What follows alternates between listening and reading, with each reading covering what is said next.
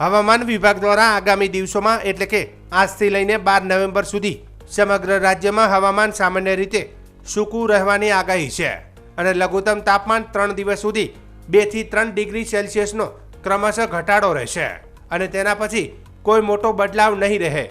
અત્યારે દરિયાકાંઠાના પવનની દિશા ઉત્તર અને દક્ષિણ છે, તેમાં પવનની દિશા મુખ્યત્વે ઉત્તરથી ઉત્તર પૂર્વ દિશા તરફથી છે।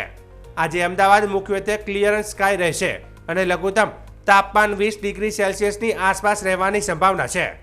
રાજ્યમાં સૌથી ઓછું તાપમાન નલિયામાં 15.5 डिग्री सेल्सियस नोंधाયું છે। फोरकास्ट आज का जो फोरकास्ट है 6 नवंबर से लेकर 12 नवंबर तक मौसम आमतौर पर शुष्क रहने का पूर्वानुमान है हमारा गुजरात राज्य वो जो यूनियन टेरिटरी दीव दादरा नगर हवेली के लिए।